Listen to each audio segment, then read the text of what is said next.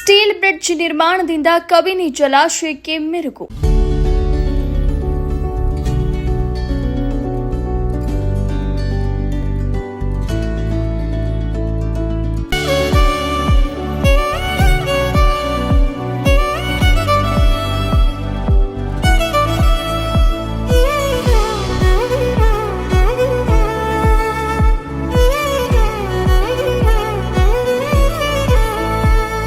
ಕೋಟೆ ತಾಲೂಕಿನ ಬೀಚನಹಳ್ಳಿ ಗ್ರಾಮದಲ್ಲಿರುವ ಕಬಿನಿ ಜಲಾಶಯ ಮತ್ತಷ್ಟು ಪ್ರವಾಸಿಗರ ಆಕರ್ಷಿಸಲು ಸಜ್ಜಾಗಿ ನಿಂತಿದೆ.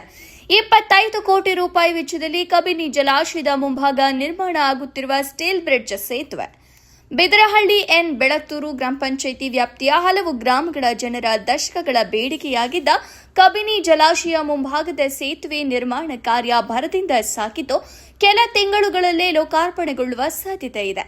ಕಾಮಗಾರಿಯು ಈಗಾಗಲೇ 80% ಪೂರ್ಣಗೊಂಡಿದ್ದು ಕೆಲ ತಿಂಗಳುಗಳಲ್ಲಿ ಉದ್ಘಾಟನೆಗೊಳ್ಳಲಿದೆ.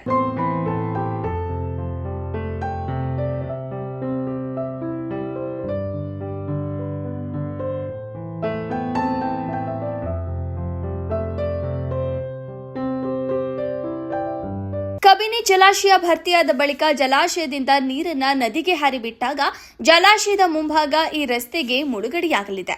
ಇದರಿಂದ ಈ ಭಾಗದ ಸುಮಾರು 50ಕ್ಕೂ ಹೆಚ್ಚು ಗ್ರಾಮಗಳಿಗೆ ಸಂಪರ್ಕ ಕಡಿತಗೊಂಡು ಜಲಾಶಯದ ಮೇಲ್ಭಾಗ ಸಂಚರಿಸುವ ಅನಿವಾರ್ಯತೆ ಇತ್ತು. ಅಲ್ಲದೆ ಕೆಲ ಬಾರಿ ಸರಗೂರು ಪಟ್ಟಣದ ಮಾರ್ಗವಾಗಿಯೂ ಸಂಚರಿಸಬೇಕಾಗಿತ್ತು. ಈ ಹಿನ್ನೆಲೆ ಈ ಭಾಗದಲ್ಲಿ ಸೇತುವೆ ನಿರ್ಮಾಣವಾಗಬೇಕು.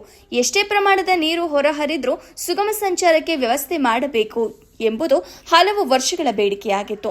ಸದ್ಯ ಈ ಬವಣೆ ತಪ್ಪಿಸಲು ಈಗ ಹೊಸ ಸೇತುವೆ ನಿರ್ಮಿಸಲಾಗುತ್ತಿದೆ. ತಾಲೂಕಿನ ಜನತೆಗೆ ಹಾಗೂ ಪ್ರವಾಸಿಗರಿಗೂ ಆಕರ್ಷಿಸುವಂತೆ ಸುಂದರವಾಗಿ ನಿರ್ಮಾಣವಾಗುತ್ತಿದೆ.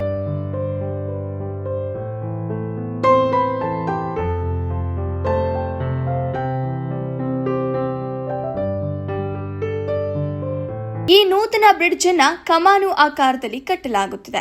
25 ಕೋಟಿ ರೂಪಾಯಿ ವೆಚ್ಚದಲ್ಲಿ 152 ಮೀಟರ್ ಉದ್ದದ ಈ ಸೇತುವೆಯನ್ನು 3 ಭಾಗಗಳಾಗಿ ಮಾಡಿ ಮಧ್ಯಭಾಗದ್ದು 82 ಮೀಟರ್, ಅಕ್ಕಪಕ್ಕದ 2 ಭಾಗಗಳು 36 ಮೀಟರ್ ಅಗಲದಲ್ಲಿ ಕಮಾನು ಆಕಾರವಾಗಿ ನಿರ್ಮಾಣ ಮಾಡಲಾಗುತ್ತಿದೆ.